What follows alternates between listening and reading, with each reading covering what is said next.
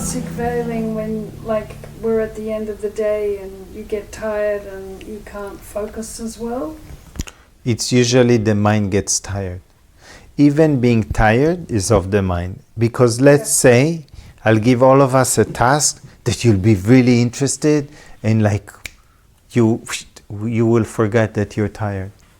So usually tiredness is of the mind, and it's natural because the mind is not used to concentrate or focused. It tires the mind. So it's very simple. Because you want to live at ease, is when one is tired, you go rest. Why isn't it fatigue? Huh? Like working a muscle. You work a muscle, you can only lift so much.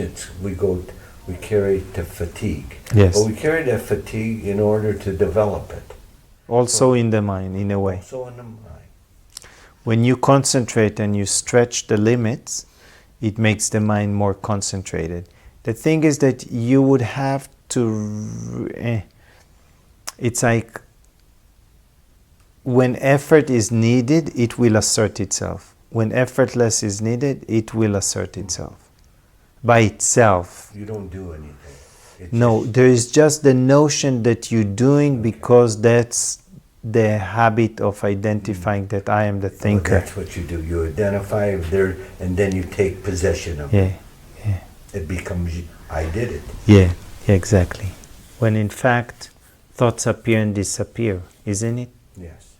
So you can't even know what would be the next thought that appears. Nobody knows. You are suggesting that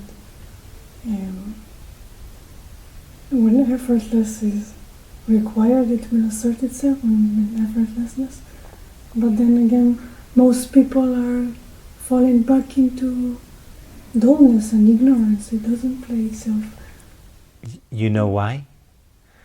Because there is not enough desire, right? Desire is the engine, the desire, right? It's the fuel, whatever we want to call it.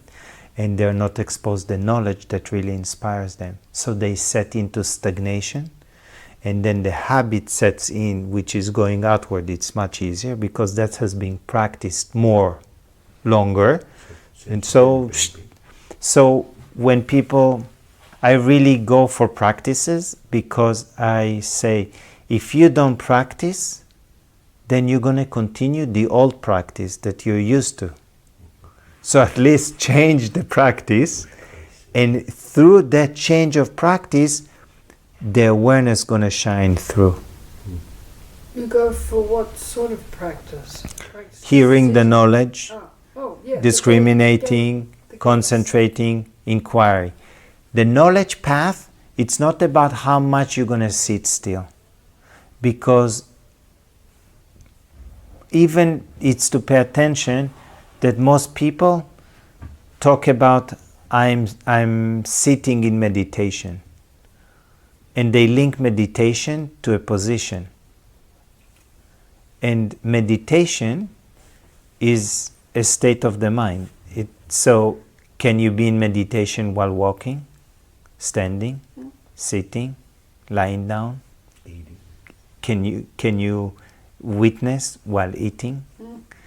Absolutely. Can you inquire whenever the mind is reactive? So we can define meditation, concentration, and inquiry. They used it in the scriptures. And we can say that actually meditation is life.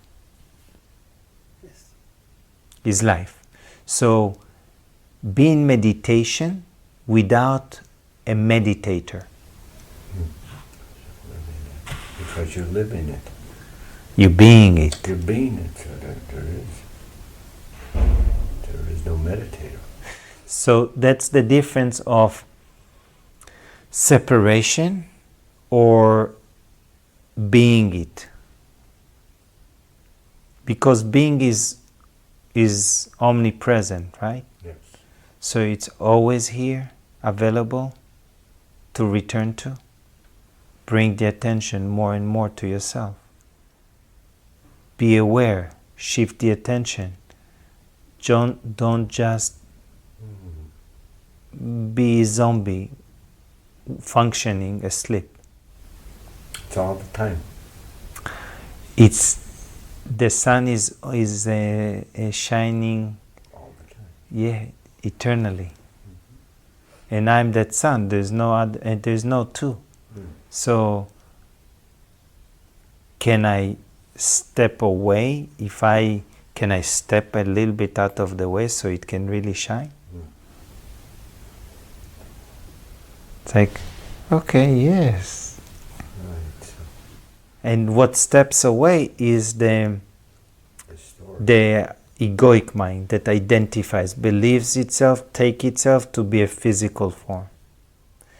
Actually, in the Viveka, he described the ego. The ego identify with the body as the self, as the source. It identifies with the physical body as the source. So who is terrified that the body will die? The ego. Because the ego believes that if there is no physical body, it doesn't exist. Oh, wow. That's the fear of death. Yes. Which is actually, the ego was like the personality was prior to the body. Was prior. So we come like this, the mind comes with many personalities prior already. And each personality builds on another personality. Okay? Yes. Every bead, more bead, one more.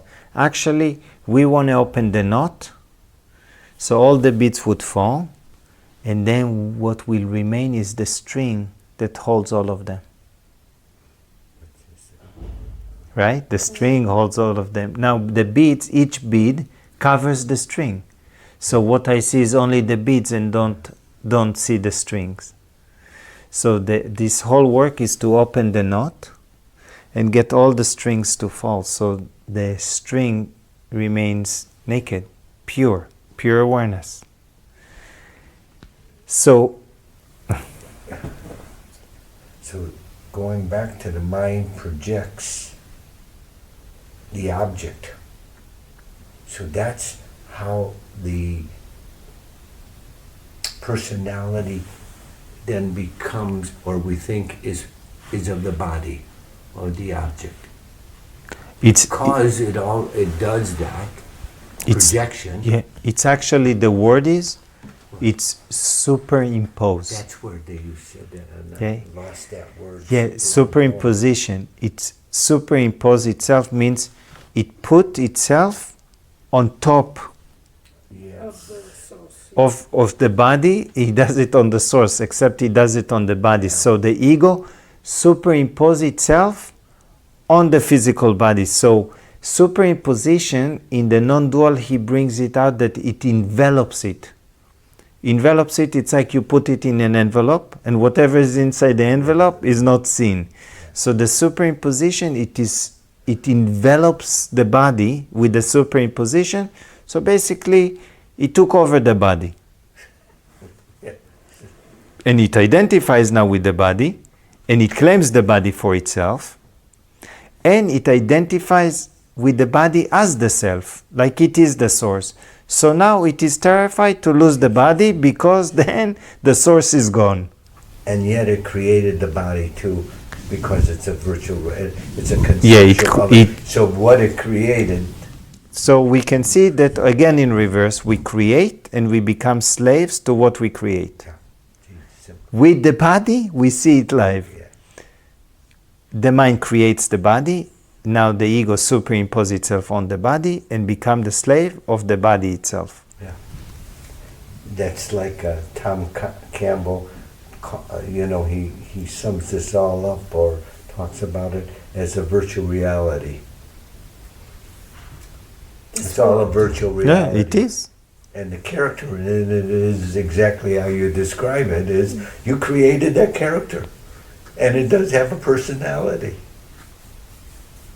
Yeah. And it's not real. That's true. And somebody else said that we are a virtual It's not even me. game, a game being played by a 16-year-old in the year 4500. Yeah, possibly. It's simple, but really confusing. Simply because it just, Because it is an illusion.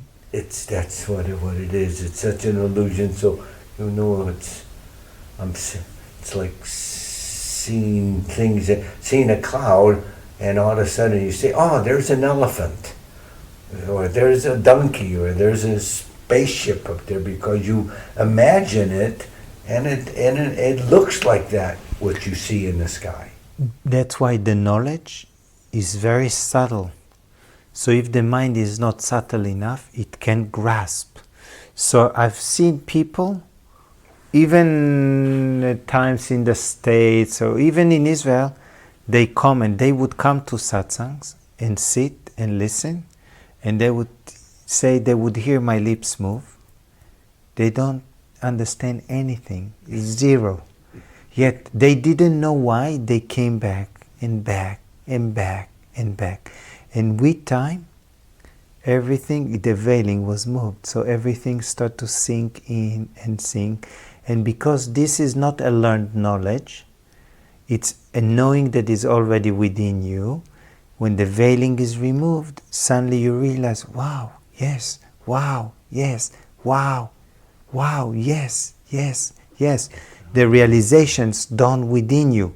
Then you realize, wow, it's not outside anymore. It's from within. So that's how it's like the seeds are planted, and then they're watered, and then they start to sprout. Yes. So that's really what happens. So if the mind is dense or objective, it cannot grasp this. Like people say, you talking, what you're talking is so subtle, I don't understand anything you say.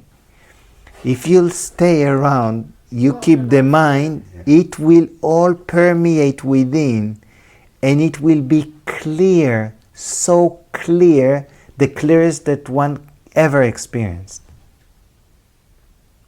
So that's why it's subtle.